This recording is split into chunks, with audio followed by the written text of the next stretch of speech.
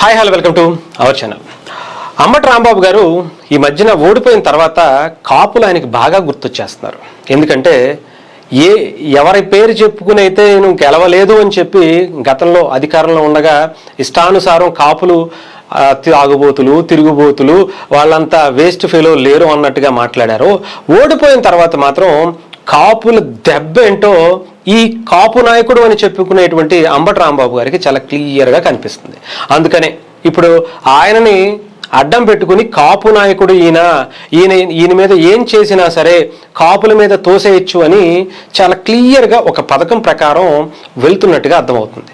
ముఖ్యంగా మీరు కొన్ని రీసెంట్గా జరుగుతున్నటువంటి ఇష్యూస్ గురించి ఆయనకి నోటు దోల ఎక్కువయ్యి అటు చంద్రబాబు నాయుడు గారిని ఆయన తల్లిని దూషించినటువంటి పరిస్థితి, ఆ తర్వాత ఆయన జైలుకి వెళ్ళొచ్చినటువంటి పరిస్థితి కూడా అందరికీ తెలిసిందే. అయితే నిన్న ఒక ఛానల్కి ఇచ్చినటువంటి ఇంటర్వ్యూలోనూ బయట చాలా క్లియర్గా మీరు చూస్తుంటే దమ్ముంటే సవాల్ చేస్తున్నా రా అరెస్ట్ చేయండి చేయండి చేయండి అంటున్నారు.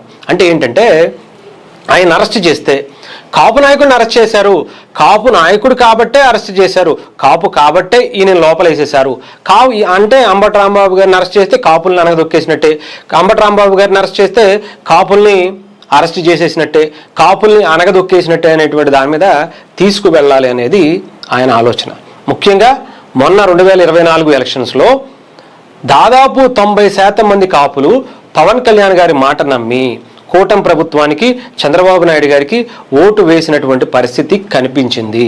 ఇప్పుడు ఆ ఓట్లని రాబట్టుకోవాలి అంటే ఆంధ్రప్రదేశ్లో మళ్ళీ అంబటి రాంబాబు గారు కానీ వైఎస్ఆర్సీపీ పార్టీ కానీ గెలవాలి అంటే చాలా కీలకంగా కాపులే డిసైడ్ ఫ్యాక్టర్ అని చెప్పాలి. సో దానికోసం ఆయన చాలా కష్టపడుతూ ఆయన అధినేత చేస్తున్నటువంటి దాని మీద చాలా కష్టపడుతున్నటువంటి పరిస్థితి కనిపిస్తూ ఉంది. కాపులని పవన్ కళ్యాణ్ గారికి వేరు చేయాలి, అలాగే కూటమికి ఓటు వేయకుండా దూరం చేయాలి అనేటువంటి ఒక పథకం చాలా బలంగా ప్రయత్నిస్తున్నటువంటి పరిస్థితికి అయితే చాలా క్లియర్గా ఉంది. అందుకని పవన్ కళ్యాణ్ గారు జీవితంలో ఆయన సీఎం అవ్వలేరు అనేటువంటి మాటలు ఆయన మాట్లాడుతున్నారు.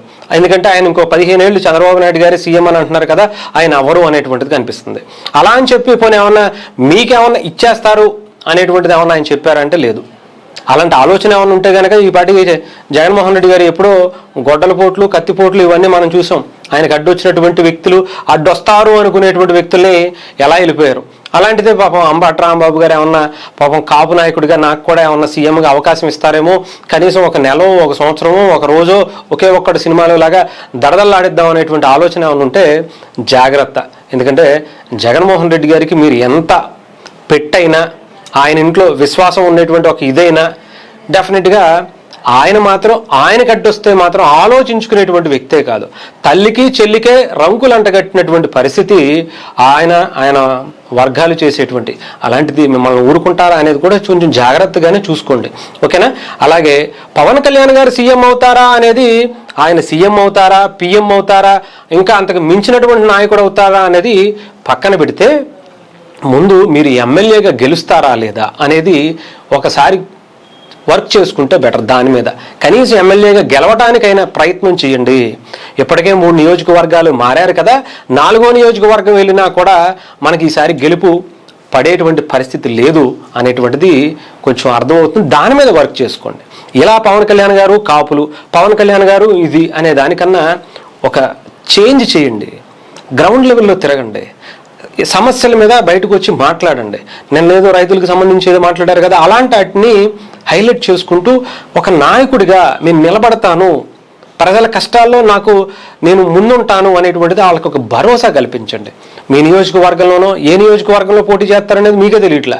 మొన్నటి వరకు సత్తెనపల్లి అన్నారు, అంతకుముందు రేపల్లి అన్నారు, ఇప్పుడు ఇంకోటి గుంటూరు అంటున్నారు. తర్వాత మళ్ళీ ఎలక్షన్ దగ్గరికి వచ్చేటప్పటికి ఇంకొకటి ఎక్కడన్నా మారుతారేమో. ఈలోపు ఆ మార్చేది ఏదో కరెక్ట్గా మార్చి ఆ ప్లేస్లో కొంచెం గ్రౌండ్ లెవెల్లో మీకంటూ ఒక కేడర్ని ఒక విశ్వాసాన్ని నింపుకోగలిగితే మంచిది. పవన్ కళ్యాణ్ గారి జీవితం ఆయన చూసుకుంటారు, ఆయన రాజకీయ పార్టీని ఆయన నడుపుకుంటారు. ఎమ్మెల్యేగా గెలుస్తారా, సీఎంగా గెలుస్తారా, పిఎంగా గెలుస్తారా అనేది ఆయన వ్యూహాలు ఆయన చూసుకుంటారు.